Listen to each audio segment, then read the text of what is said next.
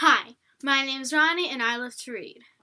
Again, I'm in my reading corner with my friend the fan. And I think I'm going to be doing videos here pretty permanently, at least until my new bookshelf gets built, because I'm so excited for that. But right now my bookshelf is just a mess. I'm looking at it with disgust. But anyway, today is a very special day because I'm finally doing the promised review of I Was Here by Gayle Forman. Now, I read this book in about 2 days, and I put off doing this book talk for quite a while. A, because my hair never looked good, and B, because this book made me cry so hard. So for the non-spoiler review, if you haven't read it yet, and by the way, if you haven't read it yet, you should go read it. If you've never read anything by Gayle Forman, be prepared for this to break your heart, because it will break your heart, as per the usual. If you've heard about the movie If I Stay, she wrote it, so. But I Was Here is a story about a girl named Cody whose best friend Meg commits suicide. I know, getting heavy right off the bat. Meg was Cody's best friend. They told each other everything, and they were always just one person. People said they were two halves of the same brain, but one day they just weren't best friends anymore, and Meg committed suicide, and Cody didn't know anything about it. So Cody is just like going through the motions right now. She's not really living, and she's not really committed to life. But then Meg's parents ask her to go clear out Meg's room at her college. This is where you get into like the story. There's like a mystery. She meets a player named Ben McAllister. He's a player. And it's just, you meet a lot of new friends, but the entire time it's kind of depressing because Cody's like, she had this whole other life here in Seattle that I wasn't a part of, and that just really got me. But now I'm going to talk about some things that will definitely spoil you. You can see I've got a few sticky notes here. So if you haven't read this book, I really strongly urge you to go right now to go buy it, or leave this video, but please come back when you finish reading it. So, buy if you haven't read it. Okay, has everyone here now read it? Pinky promise? Alright, I believe you. So the first thing that really got me in this book, thinking of this book was just a really good quote right in the beginning, on page like 17. And Cody's making all these excuses not to go visit Meg at college, and she says, both of which were true, even if they weren't the truth. And I just thought that was like a really powerful quote, and I kind of put it on a sticky note and hung it up on my message board, so it was very moving to me.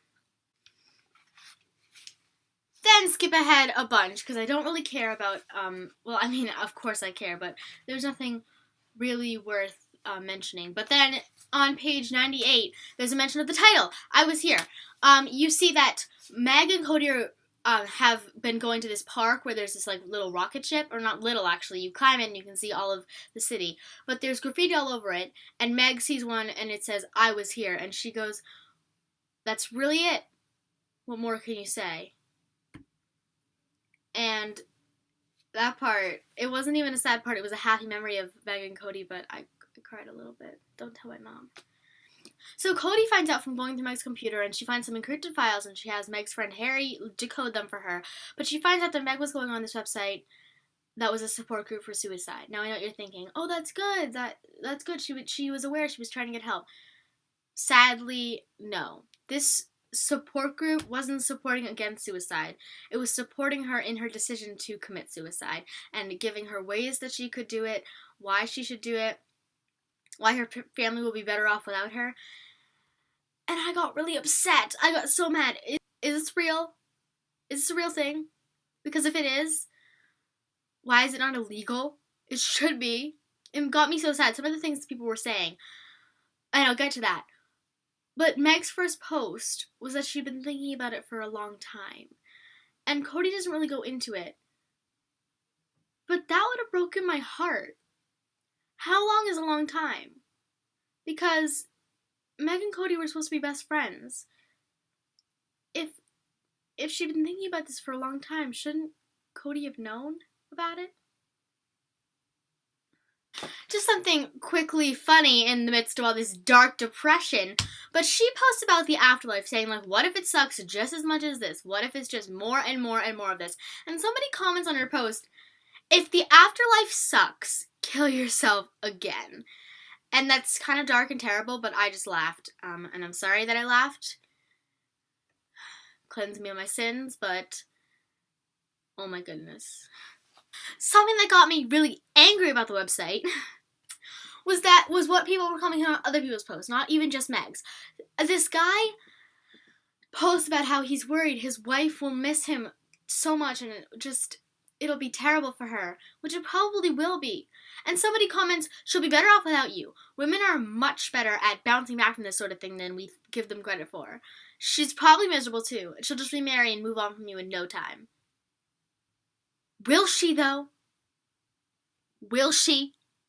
So throughout the entire book, Trisha, who's Cody's mom, hasn't really been a mom. First of all, she calls her Trisha. If I called my mom by her first name, I'd probably get sent to sleep out in the doghouse. Literally.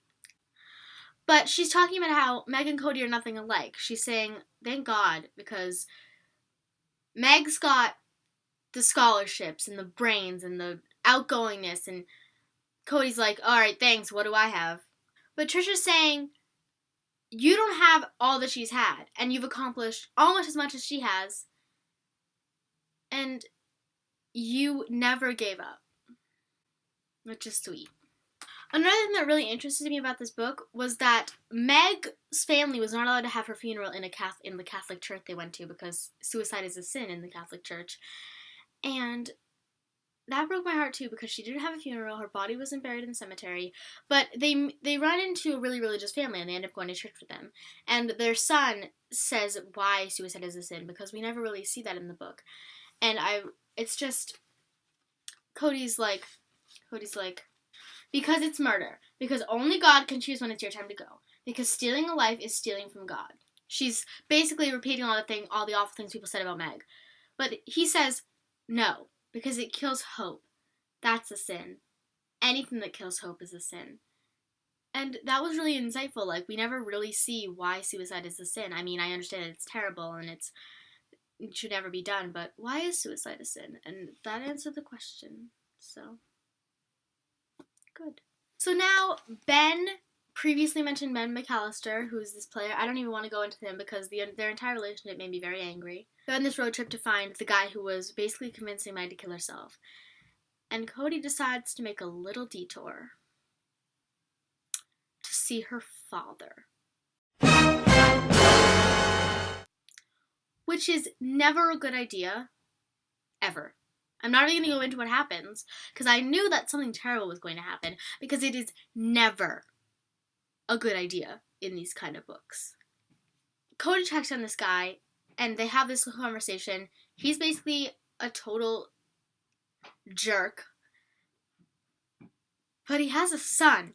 And this got me so angry. What kind of person, what kind of father sits around on his computer all day making young children think about killing themselves with quotes from magical books? Who does that? But I think the saddest part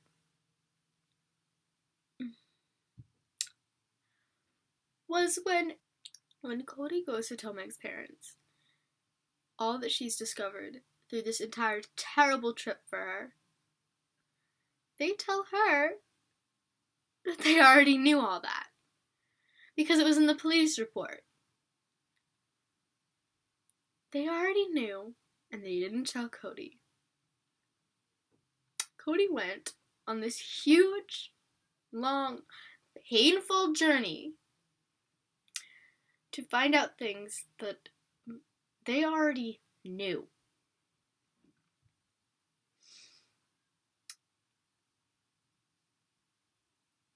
And the worst part is that Meg had been suffering with depression since, 10th grade, when Cody thought she had mono. And Meg didn't know, and she keeps saying, I didn't know. I I didn't know. But they end the book on a good note. Ben and Cody got together. I'm not even going to mention it because I didn't like them together. Hate me. Hate on me. Send the hate. I don't care. I didn't like them together. I didn't want this to be a love storybook. I didn't want there to be love in it. I wanted it to be about friendship, and I wanted it to be about getting over suicide. There was love. But yeah, that's the end of this video, and I don't really feel like ending it on an upbeat note, but it was a really good book, and I give it 5 stars. And if you haven't read it, I don't know why you watched this entire video because I spoiled the whole book for you. But if you have read it and you agree with me, comment down below your thoughts. If you disagree with me, if you agree with me, I would love to hear. Thank you, and goodbye.